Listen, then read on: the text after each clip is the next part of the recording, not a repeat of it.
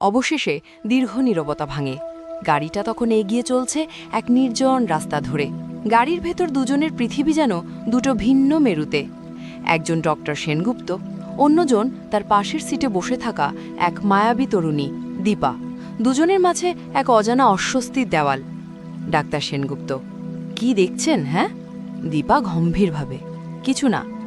Doctor Sengupta: না, মানে আপনি কিছু বলছেন না, চুপ করে বসে আছেন, ওটাই দেখছিলাম। গাড়ি চালানোর সময় কি কথা বলা ভালো? না, খুব খারাপ। গাড়ি চালানোর সময় কথা বলা আমি একেবারেই সমর্থন করি না, কিন্তু যে সাইডটায় যাচ্ছি সেটা কোথায় এখনো অবধি আমি জানি না। আপনি না বললে আমি... ও তাই বলুন। চলুন, সামনের দিকে আছে, সামনে গিয়ে ডান দিকে নেবেন। দীপার দেখানো পথে গাড়ি এগিয়ে চলে। ডাক্তার সেনগুপ্তের মনে তখন সন্দেহের মেঘ জমেছে। মেয়েটি যেভাবে হাসছে, যেভাবে কথা বলছে, যেভাবে তাকাচ্ছে, সবটাই যেন এক পরিকল্পিত চক্রান্তের ইঙ্গিত দিচ্ছে। সে মনে মনে ভাবে, তাকে ফাঁসানোর চেষ্টা নয়তো। হঠাৎ গাড়িটা একপাশে থামিয়ে দেয় ডাক্তার সেনগুপ্ত। কি হলো? গাড়িটা থেমে গেল কেন? আরে, এই গাড়িটার না একটু প্রবলেম আছে, মাঝে মাঝে এরকম আচমকাই দাঁড়িয়ে যায়, পেছন থেকে আবার ঠেলে দিলে ঠিক হয়ে যায়।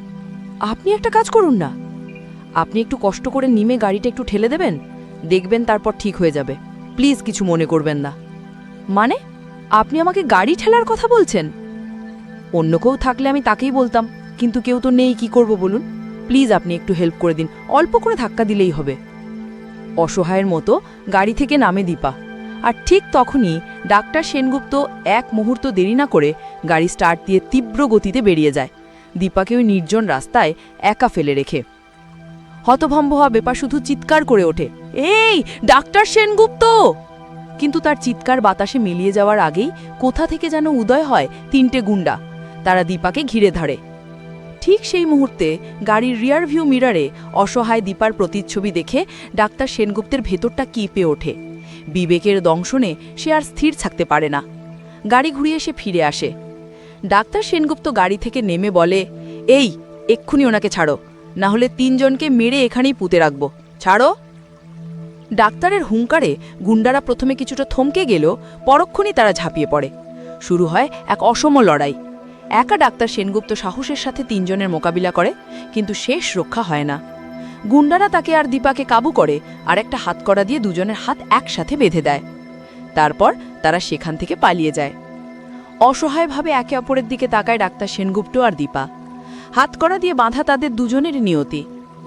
অনেক কষ্টে তারা আবার গাড়িতে এসে বসে, কিন্তু এবার গাড়িটা সত্যিই খারাপ হয়ে গেছে, আর স্টার্ট নিচ্ছে না। আকাশে তখন দুর্যোগের ঘনঘটা, কালো মেঘ আর বিদ্যুতের ঝলকানিতে চারপাশটা কেঁপে উঠছে। দীপা: এখন কি হবে? ভগবান, আমার কপালটাই খারাপ, গাড়ি চলছে না, ফোনে নেটওয়ার্ক নেই, হাতে হাত করা, আবার বৃষ্টিও পড়বে এক্ষুনি। হঠাৎই দীপার চোখ যায় রাস্তার ধারে একটা পুরনো বাড়ির দিকে।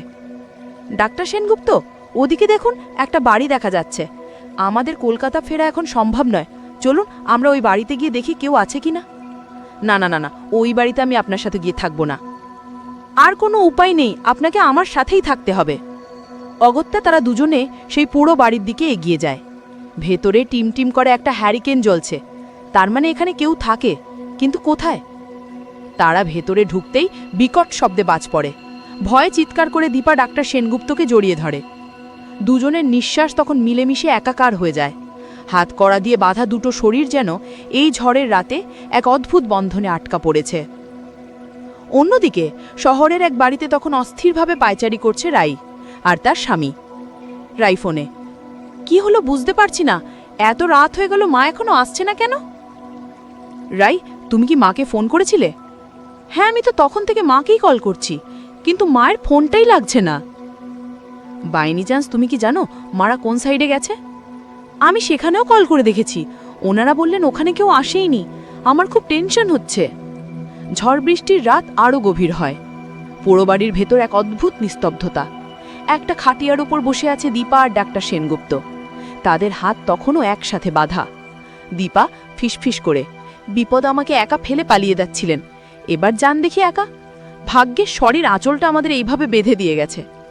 ডাক্তার সেনগুপ্ত অবাক হয়ে: আপনি কি বলছেন? আস্তে আস্তে বলছেন, আমি শুনতে পাচ্ছি না। আমি বলছিলাম এই হাতকড়াটা এইভাবে খোলা পসিবল নয়। কেন পসিবল নয়? এক হাতে মেরে ওদের শায়েস্তা করতে পারলাম, আর এক হাতে এটা খুলতে পারবো না? এই বলে ডাক্তার সেনগুপ্ত একটা ইঁট দিয়ে হাতকড়াটা ভাঙার চেষ্টা করে, কিন্তু তাতে কোনো লাভ হয় না। দীপা হেসে ফেলে। আপনি হাসছেন? এরকম একটা সিরিয়াস সিচুয়েশনে আপনার হাসি পাচ্ছেন? ঠিক আছে, আমার হাসি নিয়ে আপনাকে ভাবতে হবে না। এখন এটা কি করে খোলা যায় সেটা ভাবুন। হঠাৎই বিদ্যুতের ঝলকানিতে চারপাশ কেঁপে ওঠে। দীপা আবার ভয়ে ডাক্তার সেনগুপ্তের বুকে মুখ লোকায়। ডাক্তার সেনগুপ্ত আলতো করে তার মাথায় হাত রাখে। আপনি আবার আমার গায়ে পড়লেন? উঠুন প্লিজ। দেখুন, এবার কিন্তু আমি আপনার গায়ে পড়িনি। আপনি টানলেন বলেই আমি আপনার কাছে চলে এসেছি। আমি টানলাম না তো, আমি বুঝতে পারিনি, সরি। হঠাৎ ঝড়ের দাপটে ঘরের দরজাটা খুলে যায়, আর দরজায় এসে দাঁড়ায় এক আগন্তুক। দুজনেই চমকে ওঠে। আমি কি ভেতরে আসতে পারি?